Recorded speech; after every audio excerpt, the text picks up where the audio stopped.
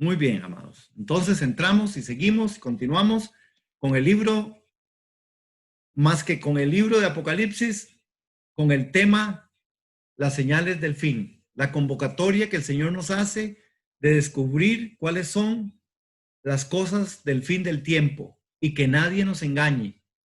Hermanos, es importante. Como iglesia necesitamos comprender a todas luces y tenemos que descubrir la verdad.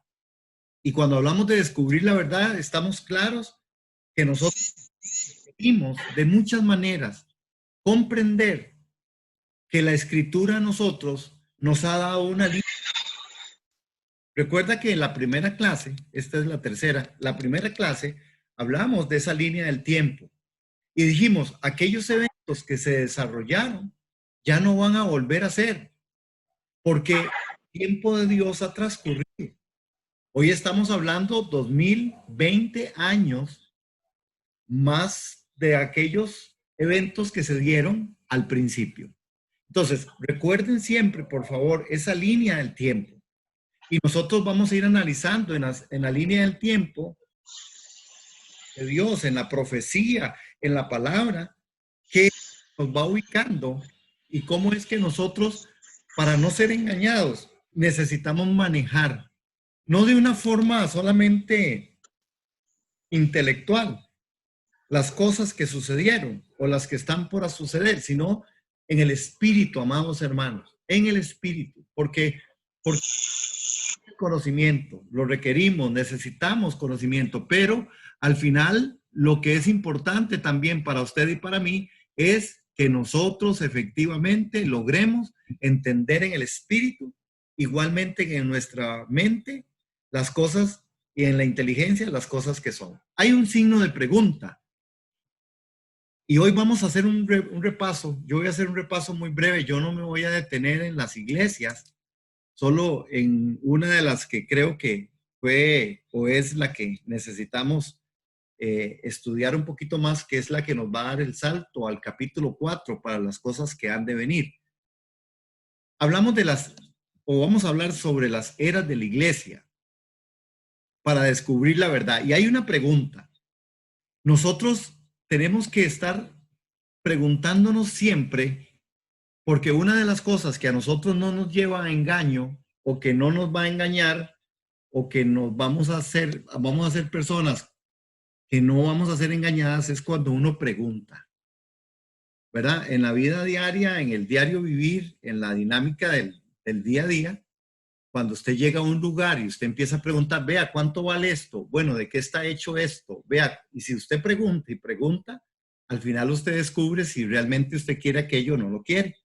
La pregunta es un asunto muy importante. Y dentro de la Biblia, en la interpretación de la Biblia y en la revelación y en el conocimiento de las cosas que Dios quiere hacernos entender, la pregunta es algo vital. Por eso es importante preguntar. Preguntar lo que hace es indicarnos dónde estamos. Y a partir de ahí podemos partir hacia adelante. Entonces, hay una pregunta aquí. Dice, descubre la verdad. ¿Estamos claros en cuál era de la iglesia estamos? Esta es una pregunta que usted y yo tenemos que hacernos, porque nosotros necesitamos descubrir en cuál área, en cuál momento, en cuál espacio de la era de la iglesia estamos.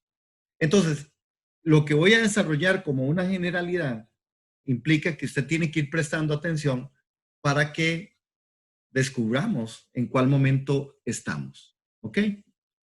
Bueno, resulta que vamos a abrir este espacio y cuando hablamos de la profecía de las iglesias y hablamos de la era de la iglesia, estamos hablando de esas 7 iglesias que aparecen en el capítulo 2. Abran la escritura en capítulo 2 del libro del Apocalipsis. Hojitas que suenan, que me gustan. Ay, perdón, me pasó. En el capítulo 2 del libro del Apocalipsis, encontramos nosotros que ahí están y ahí inicia el mensaje a las 7 iglesias. Este mensaje a las 7 iglesias está partido y está elaborado de tal manera que hay una secuencia y recuerden la pregunta. Recuerde la pregunta. ¿Sí se acuerdan? O se las pongo otra vez. Bueno, se las voy a poner de nuevo. ¿Estamos claros en cuál era de la iglesia estamos? Bueno, cuando nosotros vayamos viendo generalidades, nos vamos a sentir que vamos a descubrir que hay cosas en la línea del tiempo. Otra vez, amados, en la línea del tiempo son cosas que ya se dieron, que se cumplieron. Y si se cumplieron, es porque hay otras que están por cumplir.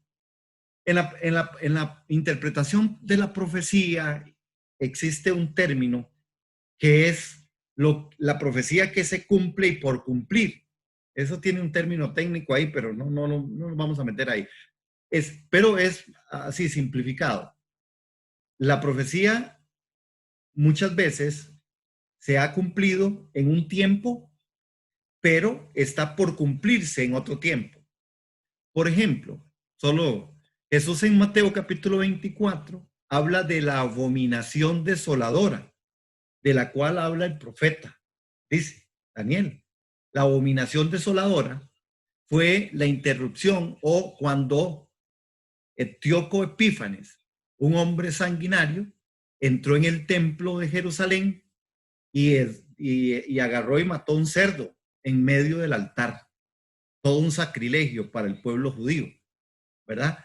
Pero eso se llamó la abominación desoladora del cual habló el profeta Daniel. Pero Jesús en Mateo 24 está hablando de la abominación desoladora que tendrá que venir, que esta será algo que volverá a suceder en el templo, que dicho sea de paso ya están los planos del templo que será construido otra vez para levantar el altar en medio de este pueblo, en medio de esta gran tribulación. Entonces, bueno, solo un dato histórico, un dato de referencia. Pero esa abominación desoladora inmediatamente vendrá otra vez y será un cumplimiento. Olguita levantó la mano. ¿Dónde está el templo? ¿Dónde lo están construyendo? En Israel. Exactamente donde estaba el primer templo. Exactamente ahí. Ahí en este momento está la famosa roca esa enorme que uno ve siempre, que es así como de toda de oro, ¿verdad? Ahí está la mezquita de Omar. Exactamente, hay toda una negociación hoy. Hay toda una negociación en donde posiblemente ahí es donde quieren instaurar el templo, porque ahí están los fundamentos. Exactamente ahí es donde van a construir. Inclusive se dice que están los planos, se dice que hay toda una negociación a nivel político, a nivel religioso, de todos los frentes, para volver a hacer eso. Y el día que se destruya esa parte del templo de Omar, ¿verdad? Inmediatamente, que es la parte musulmana, inmediatamente ese templo empezará a ser construido. Y entonces va a darse esto que Jesús hablaba con respecto a la abominación desoladora. Estamos muy cerca, pienso yo. Sí, señor. Ok. En la parte de la era de la iglesia, estas profecías abarcan casi 2000 años. Estas profecías empezaron, hermanos, en un momento dado, ¿verdad? En el primer siglo, ¿verdad? Y la pregunta que aparece ahora ahí es, ¿será una señal del fin del tiempo? Esta línea, vean esa línea que aparece ahí en su pantalla, esa línea que es una flecha, que me quedó ahí, esa línea. Bueno, esa es la línea del tiempo. Recuerden, el tema de con Dios no es un asunto circular, es un asunto lineal.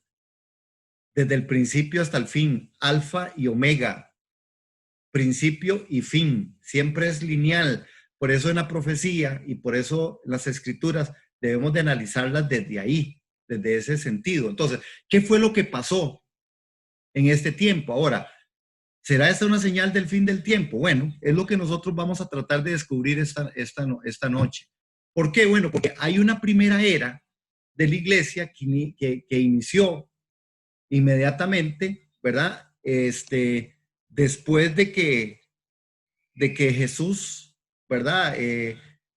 Estuvo y fue muerto, ¿verdad? Y ustedes recuerdan ese primer tiempo, ese primer momento que habla de la iglesia del primer siglo, ¿verdad? Esa iglesia del primer siglo inicia de una manera en la que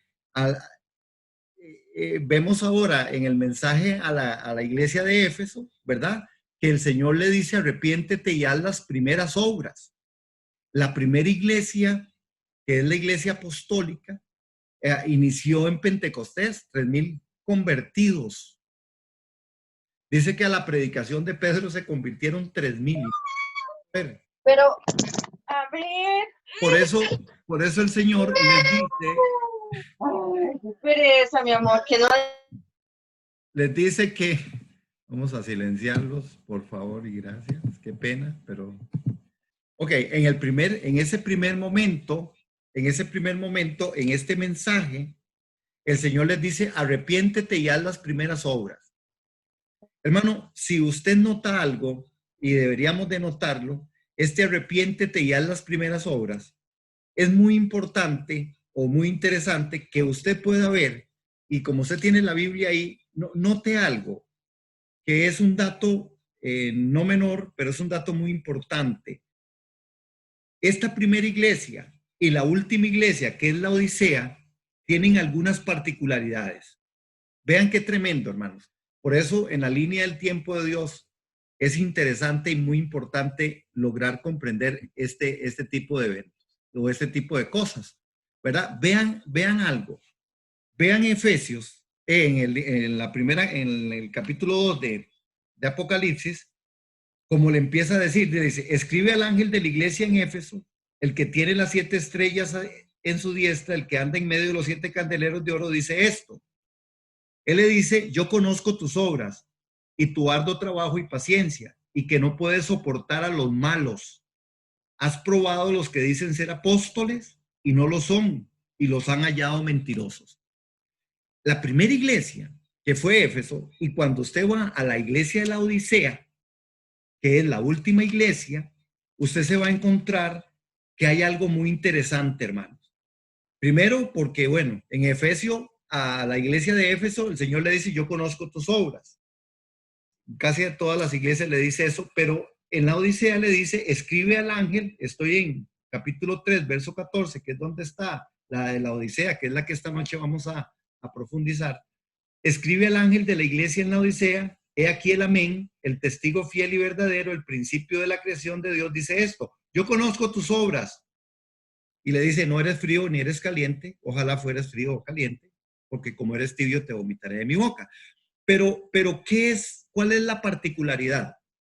La particularidad que ahí aparece es que vemos a Cristo iniciando un caminar en medio de la iglesia, en medio del candelero es donde Él aparece. En la iglesia de la Odisea aparece como el amén. ¿Saben qué significa el amén? Sí, así sea. Es lo último que siempre aparece. Y cuando uno lee el libro de Apocalipsis y cuando uno termina de leer todo el libro de Apocalipsis, al final termina en 22-21 y dice, la gracia de nuestro Señor Jesucristo sea con todos vosotros. Amén. Es la última palabra. Él dice, yo soy el último, yo soy el amén, yo soy el final, conozco tus obras, ¿verdad? Y le habla de la tibieza. Sin embargo, hoy como nunca, la iglesia de la Odisea, que es la última iglesia, esta era se llama hoy, se llama la era apostólica, hermano. Hoy estamos bajo el movimiento apostólico. Inclusive entonces ustedes oyen hablar que hoy tenemos en las iglesias, otra vez, como no se había visto durante todas las otras iglesias, hoy en las iglesias hay apóstoles, ¿verdad? Hoy hay apóstoles, otra vez, o hay profetas también. Entonces, es la era apostólica, el movimiento apostólico y el movimiento profético. Igual que en la iglesia, pero cuando el Señor le habla a la iglesia de Éfeso, le dice arrepiéntete y haz las primeras obras, porque era una iglesia que de verdad surgió con un gran efecto, surgió con gran poder. Mucha gente llegó al conocimiento de Jesucristo, sin embargo, ya en el siglo segundo, esta iglesia se apagó. Igualmente, por eso yo quería hacerle la mención de Éfeso a la Odisea. Si ustedes ven en esa línea, está el amén, el principio está en Éfeso, porque cuando él le habla a la iglesia de Éfeso, le dice, escribe al ángel de la iglesia en Éfeso, el que tiene las 7 estrellas, es empieza a caminar sobre el candelabro para pasar por las 7 estrellas, el principio y el final. La era apostólica volvió a llegar y vamos a hacer mención de esto un poco más adelante. Ahora, esta es la primera. Yo creo que nosotros ya tenemos que tener evidencia que esta no es nuestra era. Esta iglesia de Éfeso es una iglesia que pasó, es una iglesia que no soportó a los que se decían ser, ¿verdad? Y es lo que el Señor les dice. Ahora, veamos el mensaje Esmirna, el siglo tercero y el siglo cuarto. Vean qué tremendo, porque este mensaje Esmirna, es que necesito ir más rápido, amados. En este mensaje a Esmirna le dice el Señor, sé fiel hasta la muerte. Esta era de esta iglesia de Esmirna se advierte en capítulo 2 y verso 8 y 10 que le escribe el ángel de la iglesia en Esmirna, el primero y el postrero, y el que estuvo muerto y vivió, dice esto: yo conozco tus obras, la tribulación y la pobreza, pero tú eres rico, y la blasfemia de los que dicen ser judíos y no lo son, sino sinagoga de Satanás. No temas en nada a los que van a padecer. He aquí el diablo echará a algunos de vosotros en la cárcel para que sean probados y tendréis tribulación por 10 días. Sé fiel hasta la muerte y yo te daré la corona de la vida. Estos famosos 10 días son los famosos 10 días en que la iglesia de Esmirna pasó una gran tribulación. Bajo el emperador Diocleciano, ¿verdad? En 313, él promulgó 3 leyes. Y esas 3 leyes lo que hablaban era de un castigo a los cristianos que no renunciaran a su fe. Y las iglesias y los templos fueron demolidos. Fueron 10 años. Esta profecía se cumplió en la iglesia de Esmirna, cuando ya el Señor había dicho con respecto a eso: no temas en nada lo que ha de padecer, he aquí el diablo echará a algunos de vosotros en la cárcel para que seáis probados y tendréis tribulación por 10 días. Sé fiel hasta la muerte y yo te daré la corona de la vida. Cuando hablamos de los días proféticos, en la parte profética, dentro de la parte de la profecía es exactamente, corresponde a un año. Es decir, que 10 días son 10 años. Entonces, esta profecía se cumplió. Es decir, que en esta era, en la era de la iglesia de Esmirna, es una iglesia que ya pasó y pasó por este gran sufrimiento.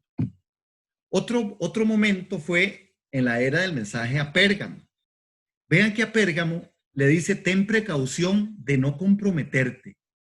Esta iglesia va desde el 4º siglo hasta el 1000.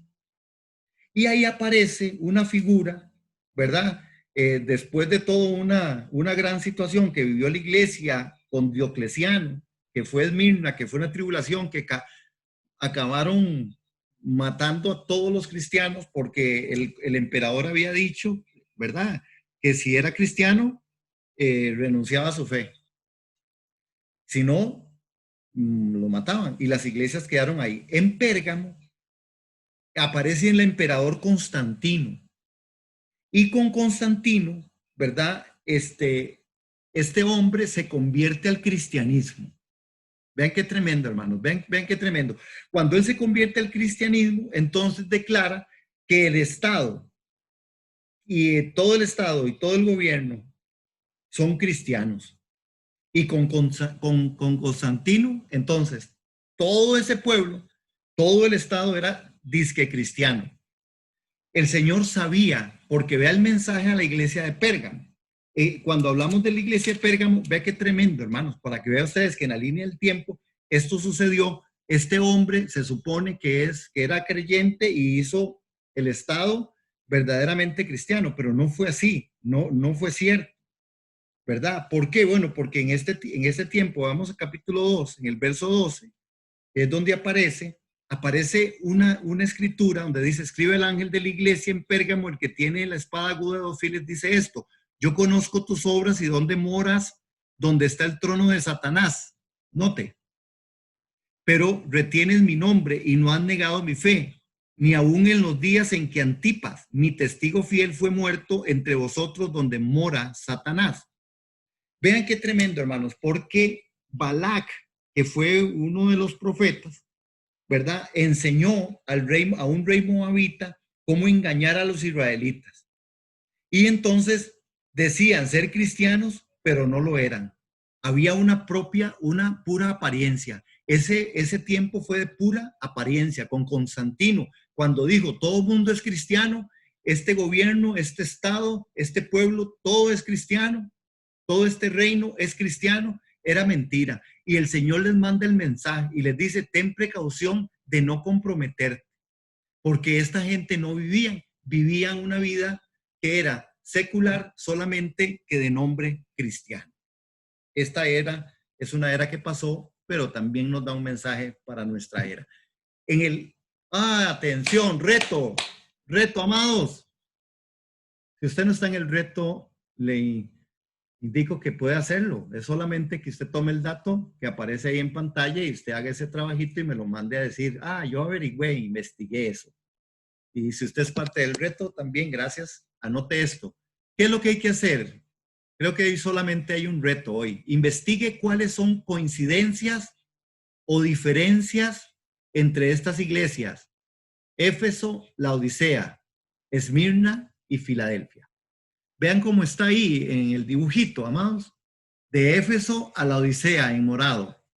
De Esmirna a Filadelfia. Esa es una forma interesante de estudiar las iglesias. Ustedes recuerdan el candelabro de 7 brazos. Esa es la figura. Y si usted lo hace estudiando las iglesias con esa figura, va a ser interesante porque Éfeso pega con la Odisea, Esmirna con Filadelfia, y después usted puede ver ahí a Pérgamo con Sardis y va a ver a Tiatira en el centro. Pero bueno, no estamos en eso. Así es que apunte el reto, hermanos, e investigue por favor eso y después me lo manda a decir para yo retroalimentarme. ¿Ok? Bueno, continuando en esta noche, el mensaje a Tiatira. Vean qué pasó con Tiatira. Ahora, vean qué tremendo, porque hemos visto hasta aquí, hasta Pérgamo, 3 iglesias que son 3 épocas. Ya aquí se abarcan 1000 años de la iglesia. Con Constantino la iglesia queda muy desnutrida, muy quebrada. Y entonces, vean el mensaje a Tiatira, ¿verdad? Como Constantino dijo, todos somos cristianos, el Estado es cristiano, el pueblo es todo, el reino es cristiano. El Señor le envía un mensaje a Tiatira y le dice, sal del falso cristianismo. Es decir, en Tiatira lo que estaba pasando era que había un falso cristianismo, el sistema político religioso. Había una mujer llamada Jezabel, que era la esposa del rey Acab, y el rey Acab había sido seducido a adorar a otros dioses. El espíritu de Jezabel, usted tal vez ha escuchado alguna vez hablar del espíritu de Jezabel, ¿verdad? Que inclusive inducía y seducía, porque ella fue la esposa de Acab. El Señor le dice a Tiatira en este mensaje, en el capítulo 2, en el verso 18, le dice, escribe el ángel de la iglesia en Tiatira, el Hijo de Dios, el que tiene ojos de llama de fuego y pies semejantes al bronce bruñido, dice esto: yo conozco tus obras y amor y fe y servicio y tu paciencia, y que tus obras postreras son más que las primeras, pero tengo unas pocas cosas contra ti, que toleras a esa mujer Jezabel, que dice ser profetisa, que enseña y seduzca a mis siervos a fornicar y a cometer cosas sacrificadas a los ídolos. Esta era del tiempo de Tiatira fue un tiempo muy fuerte y fue muy difícil para esta iglesia, porque esta mujer se había conjuntado todo el sistema político religioso, ¿verdad? Y habían hecho ejecuciones, y esta mujer Jezabel, que era la esposa del rey Acab, ¿verdad? Este es el tiempo donde la iglesia sufrió, hermanos. Aquí están los famosos, las cruzadas. En este tiempo aparece el Islam siendo fuertísimo, ¿verdad? Porque había mucha permisidad, y cuando el Islam se instaura en medio de Israel, ¿verdad? El Señor habla a Tiatira y le dice, sal del falso cristianismo. Ven qué tremendo, hermano, lo que Dios en la línea del tiempo ha hecho en todo esto. Ahora, viene el quinto, y es el mensaje a Sardis. En el siglo XVI, aproximadamente entre el siglo XVI y el siglo XIX, había un grupo que en secreto, ¿verdad? Se había juntado, hermanos. Ya estamos aquí hablando de un espacio de tiempo, era un grupo pequeño, ocultos, ¿verdad? Ese es el tiempo donde la reforma ha tomado lugar, ¿verdad? Y el mensaje a Sardis es refuerza las cosas que quedan. Entonces es cuando la iglesia, después de salir de todo este asunto político religioso, en donde este espíritu jezabélico, en donde el Islam estaba, donde las cruzadas empezaron también a hacer, es cuando aparece toda esta otra parte de la reforma y la iglesia se empieza a dar cuenta de que no es verdad que hay que pagar por, ¿verdad? Por el asunto de las penitencias, se da cuenta de que es mentira con Lutero y los reformadores, que hay que pagar las indulgencias y que no es verdad. El Señor le da el mensaje a Sardis y le dice, refuerza las cosas que quedan. Vean qué tremendo, porque en Sardis es el capítulo 3 y el ángel de la iglesia en Sardis, el que tiene los 7 espíritus de Dios y las 7 estrellas, dice esto: yo conozco tus obras que tienen nombres de que vives, pero estás muerto. Sé vigilante y afirma las otras cosas que están para morir, porque no he hallado tus obras perfectas delante de Dios.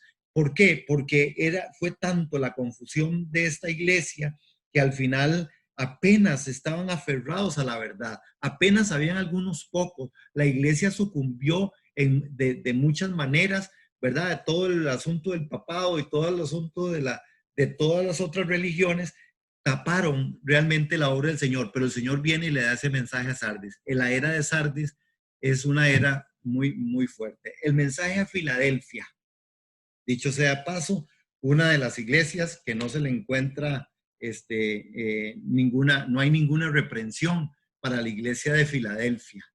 Pero Filadelfia se le habla haz la obra de predicar el evangelio. Y ven qué tremendo, hermanos, porque aquí ya empieza una transición que está acercándose al siglo XX, ¿verdad? Cuando esta iglesia, esta era de la iglesia, que es la era de la información, le dice que escriba al ángel de la iglesia en Filadelfia, esto dice el santo, el verdadero, el que tiene la llave de David, el que abre y ninguno cierra y cierra y ninguno abre.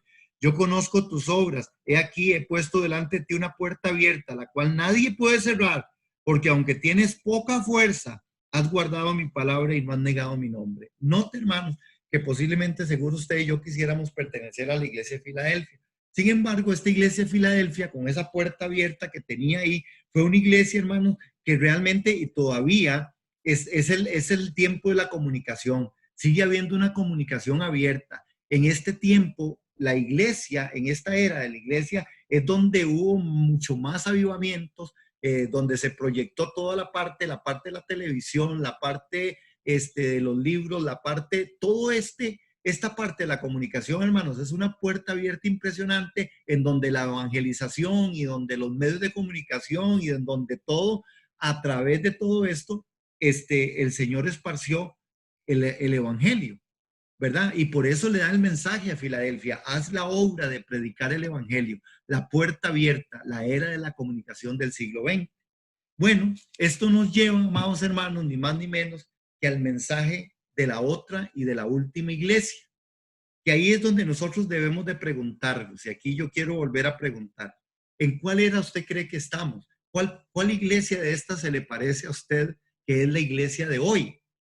Si usted sigue la línea y usted ve Éfeso, si usted ve Tiatira, Pérgamo, si usted ve Sardis, si usted ve Filadelfia, posiblemente usted tiene que notar y darse cuenta que nadie nos engañe, que estas cosas ya pasaron.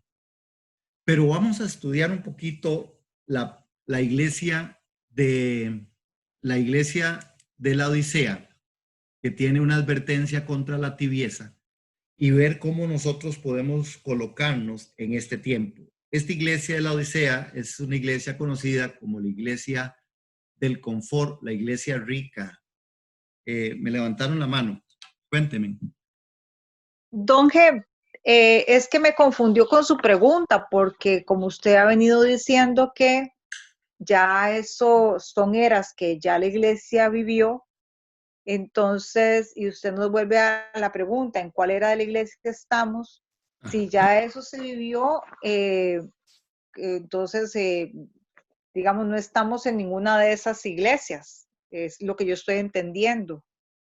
o estoy equivocada? No, porque puede ser que usted piense que usted podría pertenecer a la iglesia de Filadelfia, que usted es una persona que podría estar ahí, que usted está guardando la palabra de la paciencia y que usted también está esperando al Señor y que usted está reteniendo lo que tiene.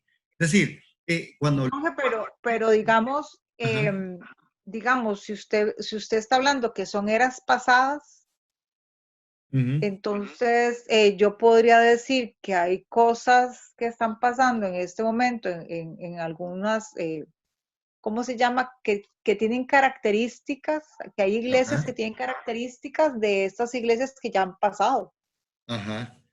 y ¿Qué? que no es, o sea, que son como, sí, que son como reflejo, cosas que se están dando en algunas iglesias, ¿verdad? Claro.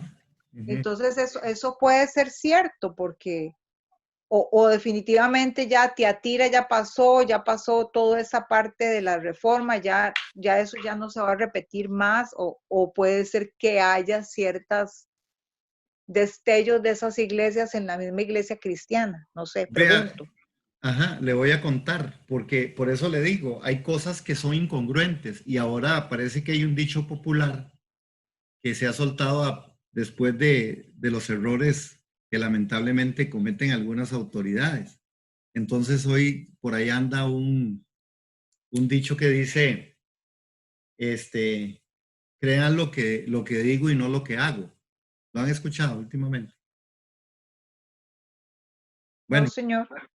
sí, bueno, eso es con el asunto de este señor que es parte del gobierno, era parte del gobierno y él decía, no salgan de su casa, pero después andaba en el barquito, en la isla de Gilgan. Es decir, andaba en un Ah, barquito. el del yate. Sí. Exactamente. Entonces ahora el adagio es, el dicho es, hagan lo que digo, hagan lo que yo les digo, pero no hagan lo que yo hago. ¿Y por qué le digo esto? Bueno, es un chascarrillo, dirían. Pero es porque aquí en Costa Rica o en el mundo ha emergido una iglesia que se llama mesiánica. Y esta iglesia mesiánica, ¿verdad? Que no es una iglesia, bueno, no sé si también han escuchado hablar de la iglesia mesiánica, pero esta gente tratan de hacer todos los rituales y pareciera que ellos son gente que no viven en una era actual, viven, hacen, celebran el Shabbat, ellos dentro de la parte cultural tienen un espacio para profetizar y todos tienen que profetizar en la sinagoga y son sinagogas instituidas aquí, ¿verdad? En Costa Rica, con gente tica, con nuestra misma sociedad o nuestra misma cultura. Es decir, pero esta gente vea dónde están viviendo. Entonces, por eso es que la pregunta uno tiene que hacerla para que nadie nos engañe y hacer una revisión. Si usted habla con estas personas que se dicen ser mesiánicos, ellos piensan que ellos son los que están correctos porque ellos están haciendo este poco de cosas. Si usted habla con un adventista, él le sigue asegurando y cerciorando y asegurando que ellos están bien, porque ellos son como más o menos como esa iglesia de, de, de Pérgamo o de Tiatira, que ellos guardan el día del Señor, el Shabbat, el sábado. Entonces, para que usted vea, es que tal vez estamos hablando entre nosotros que quizá tengamos un criterio muy generalizado, pero si estamos hablando de que nadie nos engañe, tenemos que tomar en cuenta esto. ¿Dónde estamos realmente? Y nosotros debiéramos de saber en la línea del tiempo de Dios en esto. Por eso yo decía, yo personalmente, y lo he dicho así, yo creo que nosotros somos la iglesia de la Odisea. Hay una advertencia contra la tibieza y eso es lo que yo quiero que entremos a analizar, pero usted y yo tenemos que ver dónde estamos.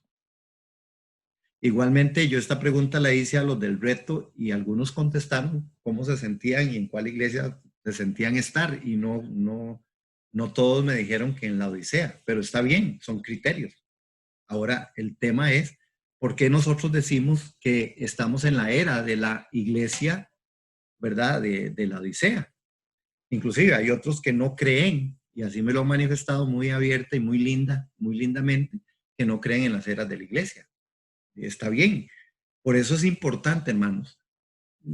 Es que dice la Biblia y que nadie nos engañe a nosotros. Amén. Entonces vamos a ir a ver a la Odisea. ¿Por qué? Bueno, porque la iglesia de la Odisea, y yo creo que cuando vayamos desarrollando esto, a usted sí se le va a parecer esta iglesia a la iglesia del tiempo de hoy, que es la última iglesia, y que hay cosas requete interesantes que están pasando para que nadie nos engañe y para que entonces veamos algunas cosas. Inclusive mandé un material sobre el tema de las 3 posiciones para que también usted y yo logremos seleccionar, logramos ver, estudiar dónde estamos nosotros en nuestra parte para que nadie nos engañe. ¿Usted qué es? ¿Amilenialista, postmilenialista, premilenialista? Bueno, esas son cosas que en la Biblia usted las va a descubrir. No, no hay que ir a un seminario. En la Biblia usted las encuentra a través de los textos sagrados, a través de la oración. Entonces es importante. ¿Por qué, hermano? Porque si yo digo que yo soy amilenialista, yo estoy esperando que el tiempo del milenio, como que es que si lo estuviéramos viviendo. Si yo digo que yo soy post-milenialista, yo creo que ya el milenio pasó. Si yo digo que yo soy premilenialista, bueno, ahí vienen todas las definiciones. Sí, cuénteme, 2 participantes. Don G, perdón, ¿ese documento usted lo va a tocar y lo va a trabajar en algún momento en discipulado? Yo espero que sí, y estoy esperando más bien que una guía ahí para poder, porque sí es importante que nosotros nos definamos. Si yo digo que yo soy cristiano, yo tengo que entender qué tipo de cristiano soy, porque hoy hay cristianos de todo tipo, tamaño y color. Entonces, creo que estamos en el tiempo de una definición. ¿Por qué? Bueno, ¿por qué le digo esto y me sirve de preámbulo? Porque cuando estamos hablando de este asunto de la Odisea, es impresionante y es tremendo que nosotros vamos a descubrir, hermanos, cómo la iglesia de hoy, esta iglesia, inclusive la iglesia de la Odisea, es una iglesia que tiene características que las vamos a ver, pero que realmente es una iglesia que está acomodada, ¿verdad? Y que la sociedad la ha acomodado de tal manera, la que realmente dicta lo que la iglesia es la sociedad. Y por eso es interesante ver esta iglesia. Les podría en la generalidad decir, el Señor les dice, ustedes son tibios, ¿verdad? Hay una disolución espiritual, la riqueza, el confort, y Jesús les dice, son tibios, ¿verdad? Y si usted nota esto al mensaje que nosotros como usted oye hoy creyentes de creyentes y usted no va a encontrar a quien evangelizar. Todo el mundo es cristiano. Todo el mundo es cristiano. De lo que sea, de la forma que sea, pero es cristiano, ¿verdad? Pero nosotros tenemos que empezar a ver qué es lo que realmente el mensaje a nosotros nos dice esto. Doña Eugenia levantó la mano. Don G, yo lo que he pensado con respecto a esto de las eras de la iglesia, estoy de acuerdo en que estemos en la época de la Odisea porque es la última, pero yo veo a la iglesia actual reflejada en todos los mensajes, en Sardis, en Filadelfia, en todos, porque es la dinámica que se está dando, don Gerardo. Yo pienso eso, de que estamos de acuerdo que estamos en la Odisea. Yo pienso eso, solo porque es la última. Pero yo pienso que eso fue escrito, ya se vivió, como usted lo explica, pero se vive todavía. El Apocalipsis en este mensaje a las iglesias no es independiente de lo que pasó, es algo que todavía hoy está vivo en nuestra actual iglesia, yo creo. Discúlpeme si estoy equivocada o acláreme. No, está bien. A mí me parece que hay algunas cosas que uno ve en Pérgamo, que uno ve en Sardis, que uno ve en Tiatira, pero todas estas cosas las recoge la Odisea de una forma extraordinaria. ¿Por qué es tan importante entonces? Y aún creyendo yo, sí, claro, por supuesto, acuérdate pues de lo que has recibido, vivido y guárdalo y arrepiéntete. Digamos, es un mensaje que para hoy la iglesia tiene que saberlo y vivirlo. O la iglesia Tiatira, que dice, tengo cosas contra ti. soportas a... Por ejemplo, don Gerardo, ¿qué representa Jezabel actualmente? Yo diría que ¿cómo se llama este enriquecimiento, este mercader que se ha dado con el Evangelio? Entonces, yo pienso eso, don Gerardo. Aquí entra también la cuestión esta de las unidades, de las uniones gay y toda esa cosa, porque según tengo entendido, ella abarcaba todo eso. Entonces, yo pienso que esto está escrito para todos, actualmente para todos, yo creo, don Gerardo. No, Como usted lo dice. muy respetable su criterio. ¿Verdad? Yo también creo que hay muchas cosas de esas iglesias. El punto tal vez es por qué nosotros debiéramos de saber en qué tiempo. Bueno, porque cronológicamente inclusive el tiempo a nosotros se nos llegó. Porque Filadelfia termina más o menos en el siglo XX, en el tiempo de la comunicación. Y nosotros ya entrando al siglo XXI, nosotros tenemos un mensaje totalmente diferente. Es distinto, el tiempo cambió, la iglesia no es la misma, no es la misma. La iglesia de hoy a la iglesia de hace 10 años no es la misma iglesia, no es la misma. Disculpe, ¿y quién marca esos tiempos? El Señor Galvino. No, pero ¿quién dice en el siglo XX? ¿Quién dice esto? ¿Quién determinó este tiempo? Es por ejemplo, digamos, esta línea, digamos, que yo les presenté, está sacado sobre la base de los que eran los emperadores en ese tiempo. Por ejemplo, en el tiempo Constantino, ¿verdad? Ese gran conquistador Constantino, por ejemplo, tuvo en ese tiempo, en el siglo IV, ¿verdad? Constantino conquistó, se hizo al cristianismo y como emperador, él decidió que todo el gobierno y todo el Estado y todo su reinado iba a ser cristiano, ¿verdad? Por ejemplo, en Esmirna, el tiempo de las 3 leyes, las leyes más duras que promulgó, fue el emperador Diocleciano en el 313, en donde castigó durísimo y las iglesias fueron demolidas.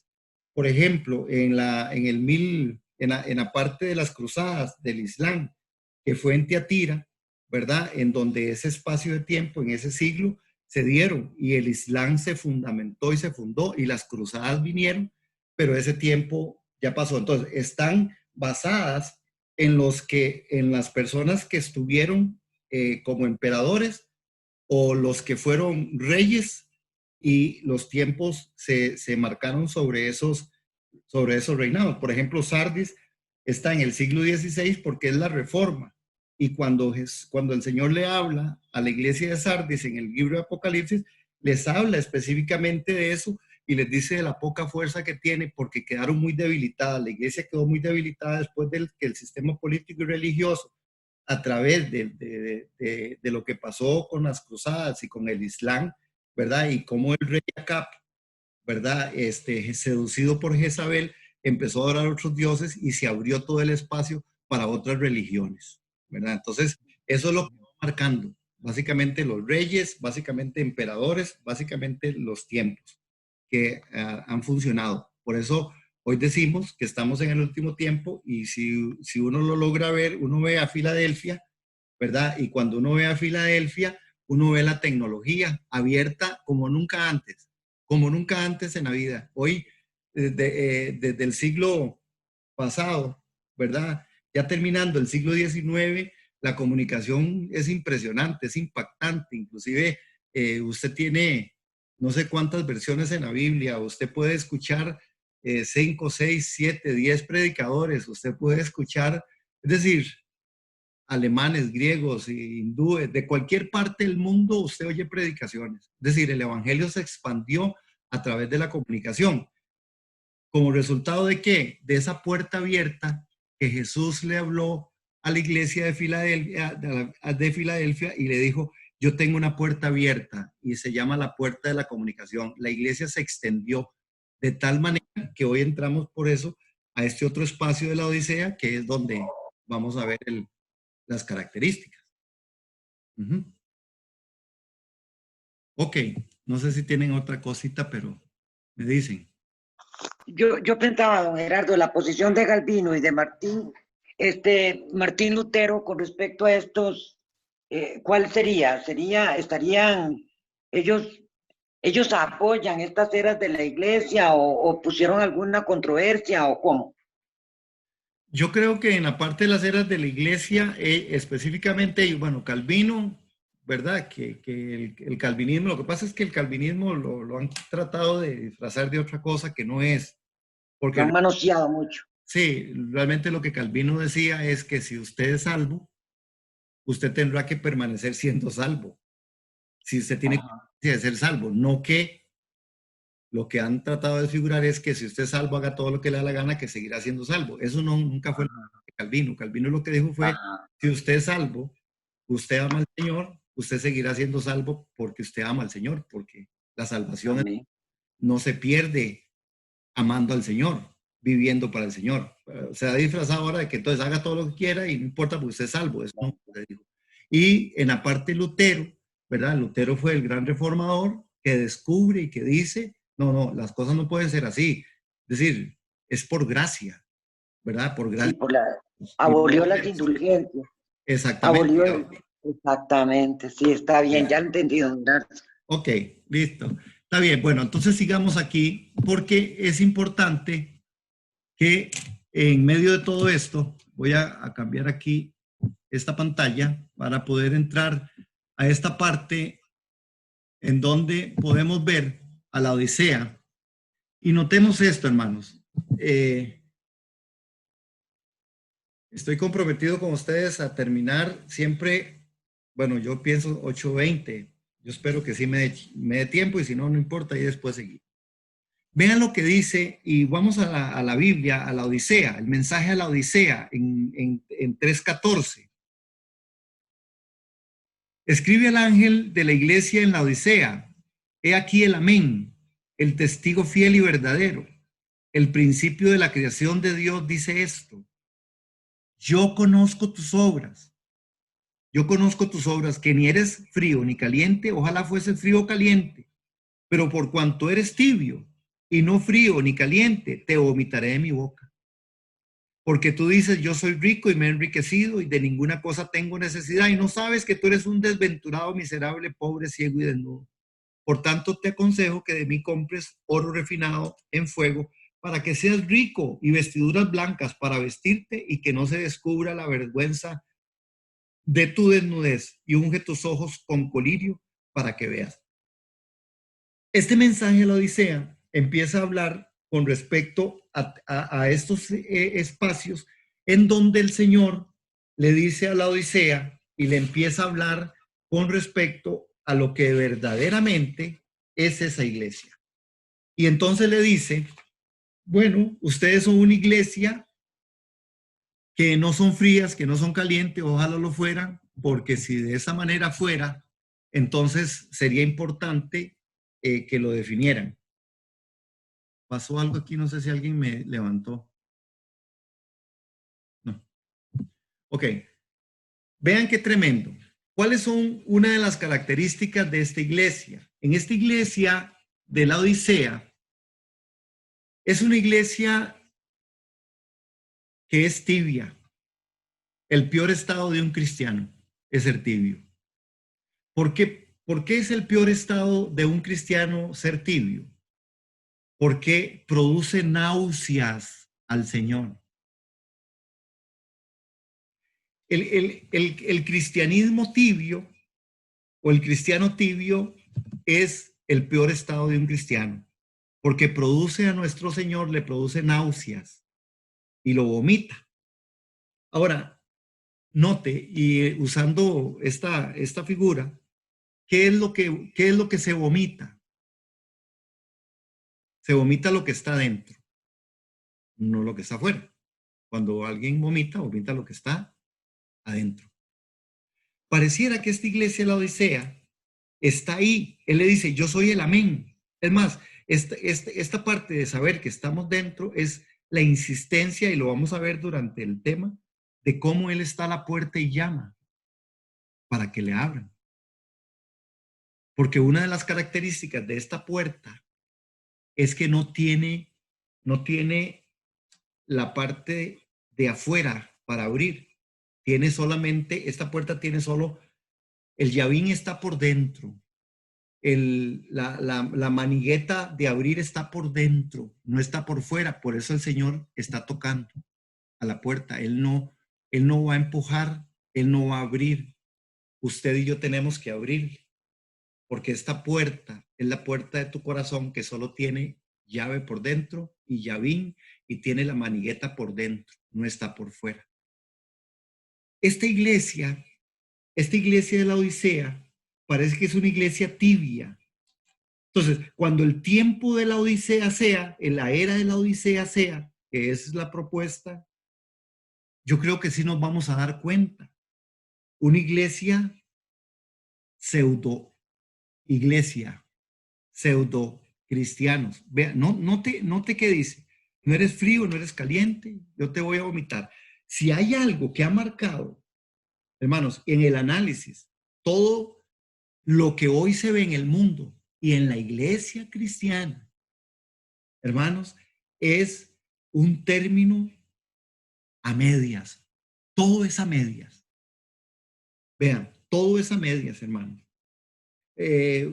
La gente va a la iglesia, ama a Dios, pero igual está capacitado para defender intereses del mundo con rasgos pecaminosos. Ya hoy tenemos iglesias inclusive con tendencias a algunas minorías que sexualmente están distorsionados o distorsionadas. Pero son iglesia, pero la gente se vale. Hoy estamos en la tibieza de tal manera, hermanos, que todo está bien. Soy cristiano, pero no radical. Entonces uno oye eso. Ahora todo el mundo es cristiano. Y entonces, hermanos, vemos en todo este asunto que yo soy cristiano, pero no radical. Es decir, yo me acomodo. Entonces, hay pseudo pastores. Pues usted ve los pastores predicando el domingo y el lunes o el martes están en la cárcel por violación. ¿Aló? Es decir, entonces usted ve cristiano y entonces ve pseudo matrimonios, ¿verdad? Que entonces ahora uno no entiende, a mí me confunde, como yo soy dijo alguien, del ministerio bueno, soy viejillo, ¿verdad? Del ministerio de Matusalén, ¿verdad? Entonces hay cosas que a mí me confunden. Cuando yo recibo consejería, yo tengo que concentrarme mucho, ¿verdad? Porque un día me llega una persona y entonces me dice, ¿verdad? Me sacaron una cita, gente no era de la iglesia, pero bueno, necesitaban y entonces yo con todo cariño, de gracias recibo, de gracias doy. Y yo los puedo atender, entonces y ellos cuando hablamos por teléfono, yo pregunto y somos un matrimonio, ¿verdad? Bueno. Pero cuando llegamos ya al tema y estoy hablando, y yo estoy hablando con un matrimonio, pero después entonces me dicen, no, es que, ay Señor, no, es que nosotros somos pareja. Y entonces, ¿verdad? Y uno que yo a veces yo me creo un poco abierto, ¿verdad? Pero todavía en mi forma de la década que soy, ¿verdad? Del modelo 58, pues me cuesta. Pero entonces, porque yo cuando estoy hablando con alguien de matrimonio, pero me dicen que son pareja, parece que no aplica. Es decir, porque pareja es una cosa y matrimonio es otra. Y la gente está así. Hay como un enredo, hermano.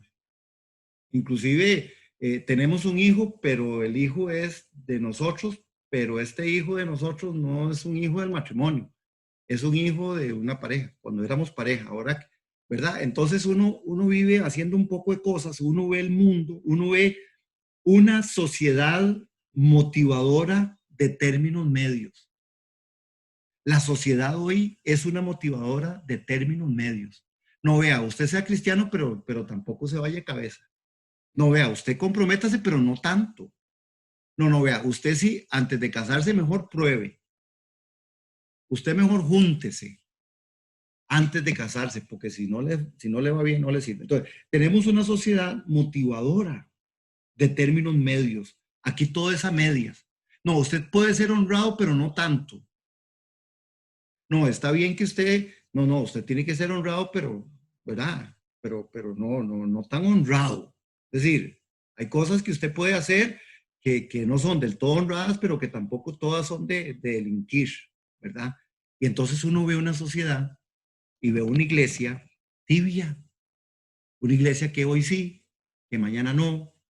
Hay capacidades, hay gente que tiene la capacidad de ir a danzar y alabar el nombre del Señor, pero igualmente van y danzan y alaban en otro lado. Bueno, esto es una realidad de del pseudocristianismo y de la iglesia de la Odisea, de la iglesia tibia. ¿Me levantaron la mano? Pastor, sí, Sí. es que yo estoy como releyendo un poquito lo de la Odisea, ¿verdad? Ajá. Y a mí me da la impresión, bueno, aparte de lo que usted está mencionando, que yo lo que veo en esta iglesia es una iglesia que es totalmente autosuficiente, una Ajá. iglesia que más bien está en búsqueda de otras cosas y no del Señor, ¿verdad? Poniendo la mirada más bien en la parte de cómo enriquecerse, en la parte de cómo decir no tengo necesidad. Entonces pienso yo que son aquellas iglesias que tienen un poder económico importante, ¿verdad? Donde usted ve un despliegue de edificios y de cosas, ¿verdad? Ajá. Porque ellos lo que están mostrando con esas cosas es un poder, el poder que tenemos de sostenernos, ¿verdad? Entonces yo lo Ajá. que creo que es aquí como una tibieza en ese sentido, digamos, de que pongo la mirada en cosas más materiales y no pongo la mirada en el Señor, ¿verdad? Me da la sensación porque el mismo Señor en su palabra dice, eres desventurado, miserable, pobre, ciego y desnudo, ¿verdad? Ujú. O sea, le llama la atención porque en realidad, y lo invita, ¿verdad?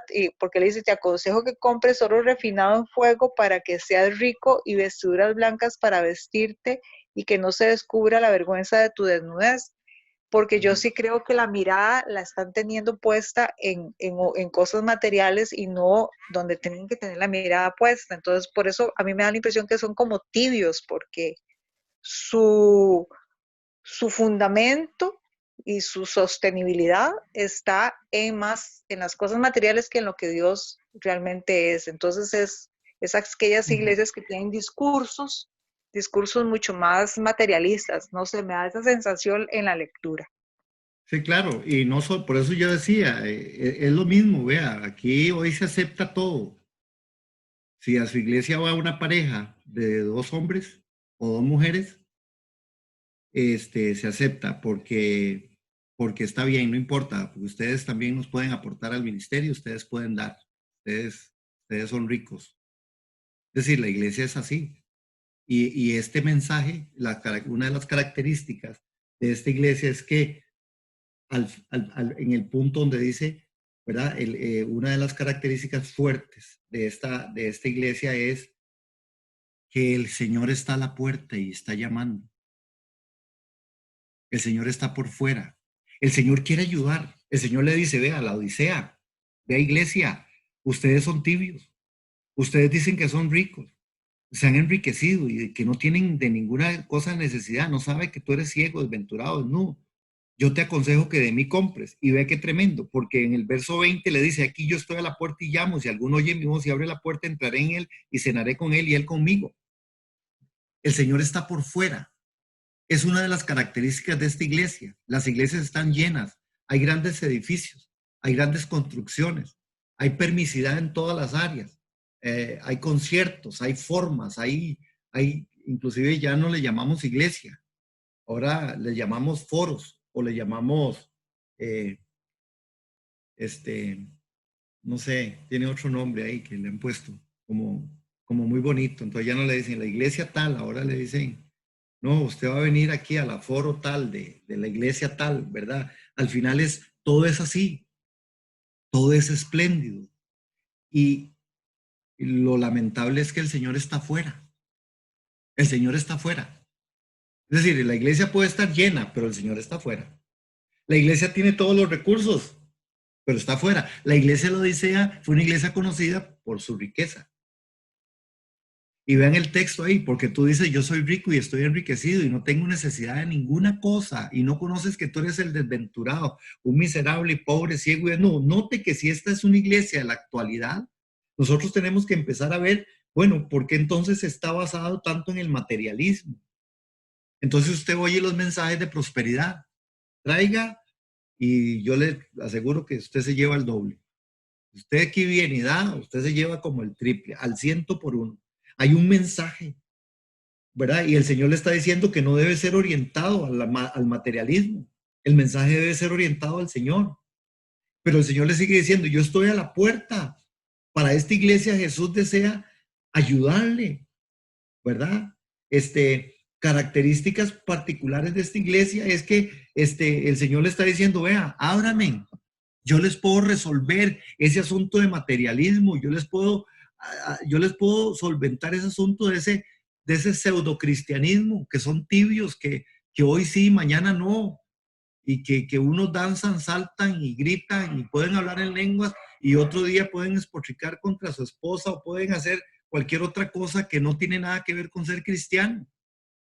Y son cosas que pareciera un mensaje muy duro, tan duro que el Señor le sigue diciendo, yo estoy a la puerta. El mensaje de la Odisea es un mensaje duro, porque la iglesia de hoy, la iglesia de en estos días, es una iglesia que como característica de verdad vive en un confort.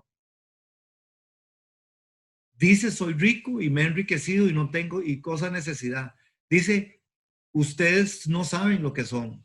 El Señor le vuelve a advertir y le sigue diciendo, ustedes son gente que tienen que salir del confort. Se ataca a Dios, al Dios de la comodidad, y entonces la gente se molesta. ¿Qué busca la gente hoy de la iglesia? Cuando uno va a las reuniones de pastores, que a veces me da a mí algún tipo de indigestión, ¿verdad? No porque yo tenga toda la verdad, pero es porque cuando se hablan de estrategias, siempre se hablan de todas las comodidades y el confort que tiene que tener la iglesia. La iglesia tiene que tener aire acondicionado, cultos a toda hora y en todo momento, ¿verdad? Ahora hay que cuidar no solo los chiquitos en la escuela dominical, sino que algunas iglesias, algunas iglesias, con tal de no insultar el confort y la comodidad de algunos de sus feligreses, les cuidan hasta los perros. Es decir, vean a dónde estamos llegando, ¿verdad? ¿Por qué entonces a veces la gente se va a la iglesia? Porque les tocan el Dios de la comodidad, porque no quieren, no es sufrir por gusto, hermanos, pero sí salir del confort, pero es salir del confort por amor a Cristo. Pero hoy la iglesia, esta iglesia de la Odisea, es una iglesia que está envanecida, es plata, son programas y proyectos, son formas de vivir. Un día de esos escuché yo y yo decía, no puedo creerlo. En un video ahí, y yo decía, no, el video no es paqueteado, ¿verdad? Pero se llamaba El Showman del Pastor Tal. Dicho sea de paso, seguro ustedes, algunos lo oyen, por eso no voy a mencionar el nombre. El Señor les dé discernimiento y no vean cosas que no tienen que ver o pésenlas a la luz de la Biblia, porque va a ser difícil no ver hoy. Los medios están abiertos, lo dijimos ya desde la iglesia de la Puerta Abierta de Filadelfia, pero es el show, y el show era, y invitó a 4 personas más que eran de la época de él, cuando se cantaba el rock en ese tiempo, y entonces era un show, la hora del show del pastor tal, en su iglesia, y un show, en donde el eslogan más o menos era como, no, también podemos disfrutar de otras cosas y no solamente venir a la iglesia a hacer, a cantar, a alabar, a adorar el nombre del Señor y a leer la palabra, sino podemos hacer un show aquí de cómo se cantaba en los 70 el rock o cómo se cantaba en los 70 y hermanos. Entonces uno dice, pero claro, esa iglesia estaba full, pero creo que Jesús estaba afuera. Y eso otra vez, a nosotros no nos importa las otras iglesias, nos importa a nosotros como iglesia, como ministerio. Y la pregunta para nosotros es, ¿dónde está Jesús? ¿Estará afuera? Yo todos los días, cuando yo voy a la iglesia, me aseguro, yo digo, Señor, yo espero que usted no esté afuera. Yo dejo puertas abiertas en el nombre de Jesús, porque el Señor tiene que estar adentro, hermano. Porque el asunto no son otras iglesias, el asunto es nuestra comunidad de fe. El asunto no es la otra familia, amado. El asunto es su familia. El asunto no es el esposo del otro o la esposa de la otra. No, no, es el esposo suyo y usted como esposo y como esposa. No son los hijos de otro o de los otros. Porque al final, yo siempre me recuerdo de una anécdota, porque a mí siempre me pegaban, a mí me pegaban mucho, porque seguro era muy calmado, ¿verdad? Y yo recuerdo que siempre, una de las veces, ¿verdad? Y llegó mi papá. Y estaba yo con un grupo ahí, estábamos ahí torteando ya un poquito más grandes, y me agarró el pelo y me hizo jalado y me zampó, porque yo estaba ahí molestando a una gente, pero todos estaban molestando, ¿verdad? Y entonces, ve qué tremendo, porque entonces yo le dije, pero ¿por qué solo a mí? ¿Verdad? Entonces, mi papá muy sabiamente, muy sencillamente y muy simplemente me dice, porque usted es mi hijo y esos otros a mí qué me importa quiénes sean. ¿Ah? El Señor mira por sus hijos. El Señor mira por sus hijos. Y los demás, no. Eso es un problema de los demás. Si usted y yo somos hijos de Dios, si usted y yo pertenecemos a una comunidad de fe, necesitamos ver si nosotros estamos siendo personas que de verdad estamos diciendo no necesitamos de nada. Yo no tengo necesidad de nada. Y el Señor le dice, no, usted ni sabe, usted es un desventurado porque yo estoy afuera, yo no estoy dentro. Por eso yo hablo y hablamos en la iglesia tanto de estar en Cristo y de que Cristo esté en mí. ¿Aló? Hermanos, es significativo esto. Una cosa es que estemos en Cristo y otra cosa es que Cristo esté en mí. Él quiere estar en mí. Cristo en mí. Dentro, amado. Amada. No afuera. En Cristo no. Cristo en mí. Está bien, entramos porque empezamos en Cristo, pero tiene que ser Cristo en mí la esperanza de gloria. Cristo en mí. Cristo dentro de la iglesia. Y una de las características, entonces, el Señor le dice, vea cómo el Señor estando a la puerta le dice, vea, yo quiero entrar para arreglarle ese asunto. Yo estoy a la puerta, yo lo llamo, si alguno oye mi voz y abre la puerta, yo entro y ceno y estoy con él y usted está conmigo. Y note qué tremendo, porque realmente este Cristo en la puerta desea arreglar, pero al final nosotros no vamos a lograr que Él abra la puerta si nosotros no la abrimos. Cuidado con el Dios de la comodidad. Cuidado, amados y amadas. Porque hoy creo que la iglesia de la Odisea está tan reflejada en tantas cosas, hermano. La gente ya no busca un pastor que le pastoree. La gente busca una iglesia que tenga ciertas condiciones. Aire acondicionado, un grupo de alabanza, que me cuiden el perro, que me tengan, ojalá me acomoden el carro, ¿verdad? Un ballet parking ahí, que tengo, es decir, confort, y la gente se va a eso, y las iglesias se han exterminado, por ejemplo, en la capital, en San José, se han exterminado porque la gente está buscando lugares más, no, lo verdoso, el parqueo, lo grande. Todas las iglesias en San José son pocas las iglesias que hay, porque la gente hay que darle confort, hay que darle espacio, hay que darle aire, hay que darle, hermanos, qué cuidado cuando este Dios de la del confort, este Dios de la comodidad. Por eso tenemos que tener un gran balance, hermano. Por eso el ir a la iglesia, yo sigo anhelando que nos dejen abrir la comunidad de fe y ojalá que tengamos que, ¿verdad? Para ir y vernos y estar y desplazarnos. Yo, hermanos, porque a veces el confort mata. El confort es un asunto muy difícil y eso fue lo que dije. La sociedad es una motivadora de términos medios y a veces eso nos está haciendo mucho, mucho, mucho daño. que nadie nos engañe en ninguna manera, porque no vendrá sin que antes venga la apostasía y se manifieste el hombre de pecado, el hijo de perdición. ¿Recuerdan? Eso lo vimos un poco la semana pasada. Y cuando vamos a Apocalipsis capítulo 13, vemos a este hombre que fue herido de muerte con una gran herida y resucita y aparece después del hombre de pecado, el hijo de la perdición. Y dice que todo el mundo lo vio. ¿Cómo lo va a ver todo el mundo? Posiblemente algunos estudiosos y algunos que van más allá se atreven a decir, y lo podemos ver, porque hoy tenemos una conexión que en este momento usted puede ver lo que está pasando en cualquier parte del mundo. Usted se conecta y internet usted lo tiene. Y posiblemente esto va a ser un evento. Pero quiero ir cerrando otra vez. Verso 20. Vamos ahí a verso 20, capítulo 3. Yo reprendo y castigo a todos los que amo. Mi papá me agarró a mí el pelo porque yo soy su hijo. A los demás, vean a ver qué hace.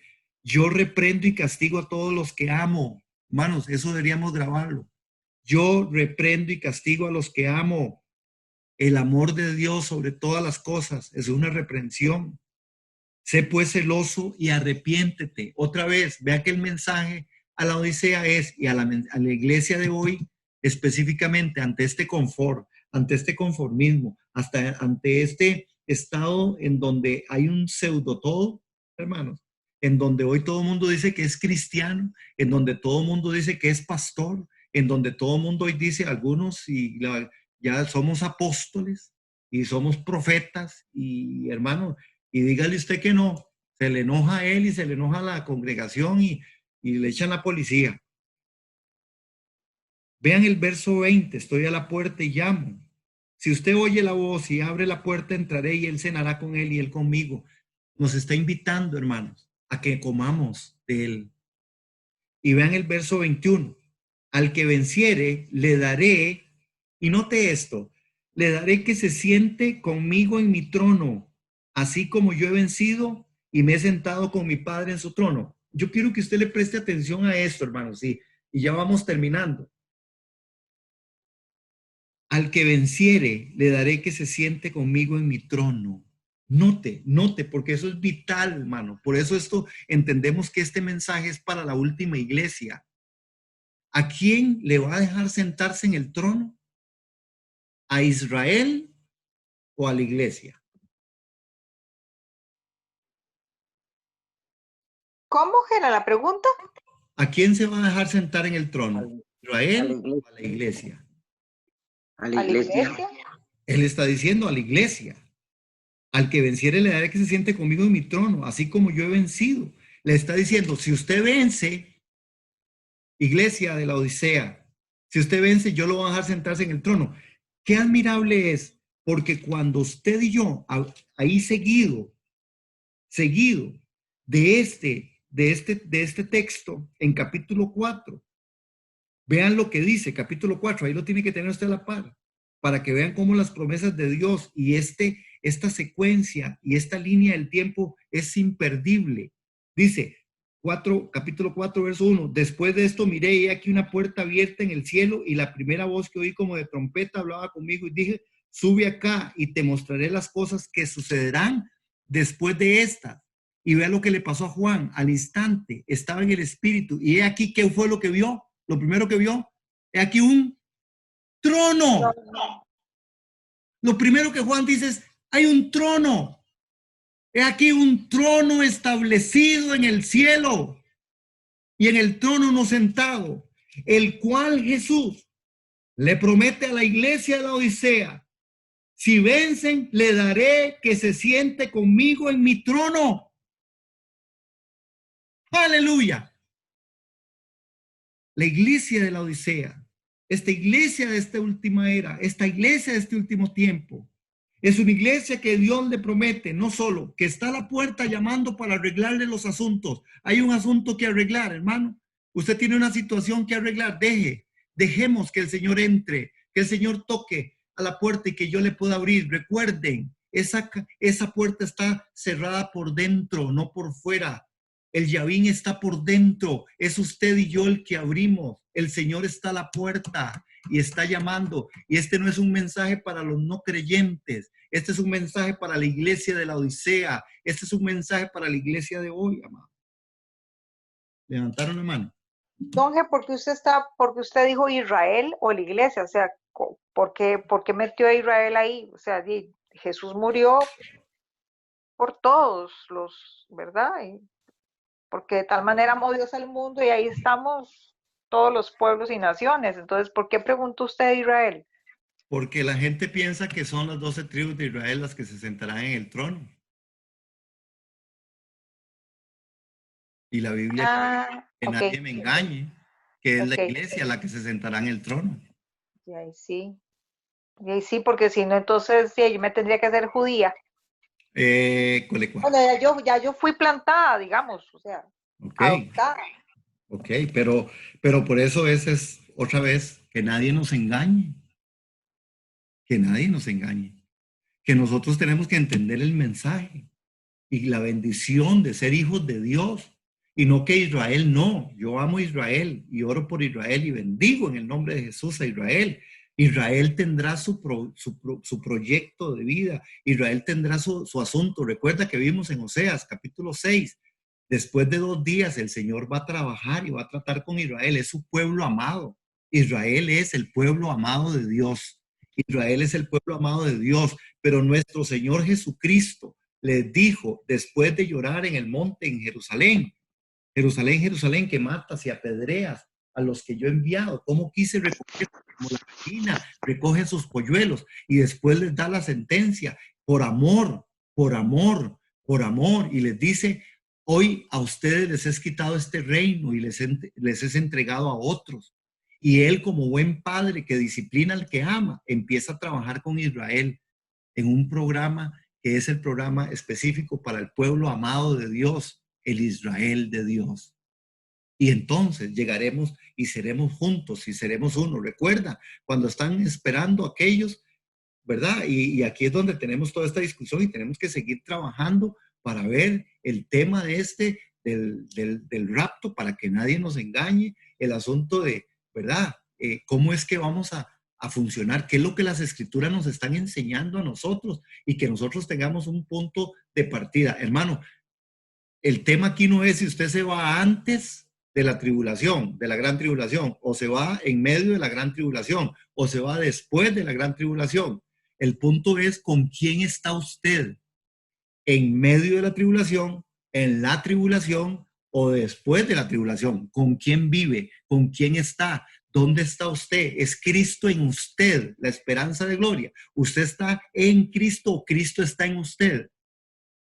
Eso es lo que va a definir, porque si Cristo está en mí, ¿qué me interesa si es antes de la tribulación, durante la tribulación o después de la tribulación? Si Cristo en mí es la esperanza de gloria, si yo seré guardado como fue guardado el pueblo de Israel en medio de Egipto, todas las plagas tocaron, fueron muertos todos los primogénitos de los egipcios, mas el pueblo de Israel permaneció, el amado de Dios, porque Israel es el amado de Dios. Pero también tenemos que entender que a los que se les ofrece el trono es a los que hoy él dice, ustedes si vencen, yo les daré que esté conmigo en el trono. Y él no ha mentido. Y Juan inmediatamente, como para que vea que no es mentira, el Señor le dice, cuando estaba Juan en el Espíritu, le dijo, aquí está el trono establecido en el cielo y en el trono está uno sentado. Y él, ¿qué fue lo que les dijo? Si ustedes vencen, yo los voy a sentar en mi trono, así como yo he vencido y me he sentado con mi Padre en su trono. Hermanos, si ven el verso 22, el que tiene oído oiga lo que el Espíritu dice a las iglesias. Y termino esta noche. Hermanos, ¿por qué? Porque con esto, hermanos, necesitamos entender que nosotros no podemos seguir siendo gente que seamos llevados por esta corriente, hermanos, en donde el mundo, en donde la sociedad es una motivadora de términos medios. Tenemos que ser radicales en el nombre de Jesús. Señor, hazme un radical como el águila al volar. Es decir, nosotros necesitamos saber de quiénes somos, quién vive en mí.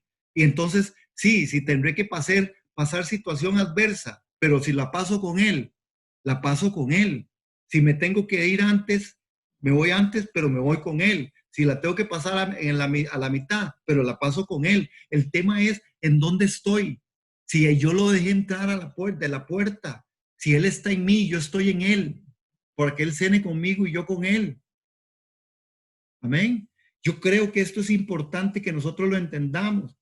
Y hermanos, en esto, nosotros necesitamos entender que el carácter es formado por medio de la prueba, que nosotros no debiéramos de tener miedo si es que el Señor nos deja pasar, o si es que el Señor nos va a llevar antes de la gran tribulación, o nos va a llevar en medio de la gran tribulación.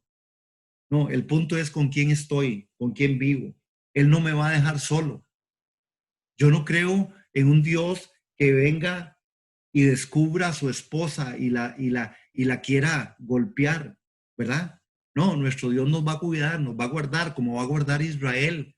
Es más, eso vamos a tener que trabajarlo, pero en adelante. Y termino diciendo también, hermanos, Cristo formado en mí es lo que realmente sube, lo que va a subir, lo que va a ser raptado, lo que va a ser llevado antes, durante o después de la gran tribulación, hermanos, será Cristo en mí, lo que esté de Cristo en mí. Yo me voy a ir con Él, hermanos. No se va a ir lo que está contaminado por la sociedad. Al que Dios ama, reprende y castiga. Dios, de esta iglesia saldrá una iglesia arrepentida, que se llama la esposa del Cordero. Esta es la iglesia. Al que venciere le daré sentarse conmigo en mi trono, así como yo he vencido y he sentado con mi Padre en el trono. Al que venciere, no es de gratis, no hay almuerzo gratis.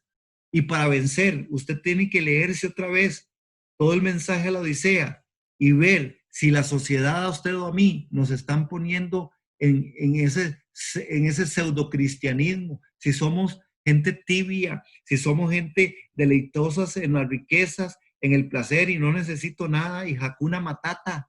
Necesitamos ver eso, hermanos. No es sufrir por sufrir, es sufrir por causa del reino, es ser obediente a Dios, donde Él dice, hagan, vengan, prediquen, den, congréguense, evangelicemos, vivamos piadosamente, vivamos santamente, vivamos temerosos al mensaje de Dios. Entonces la iglesia final se va a sentar en el trono. La iglesia tiene el privilegio, es una invitada de honor, amados. Y ahí es donde nosotros vamos a entrar después ahora a las cosas que son después de estas, que es capítulo 4, que lo vamos a ver cómo Juan empieza a ver lo que ha de pasar. Y aquí vamos a definir y decidir que nadie nos engañe, porque vamos a ver qué va a pasar y de dónde estamos nosotros. Hermanos, yo espero que esta noche haya sido una noche provechosa, que haya meditación en nuestro corazón, en el nombre de Jesús, y que nosotros, atentos a la voz de Dios, vayamos en medio de todo esto. Amén.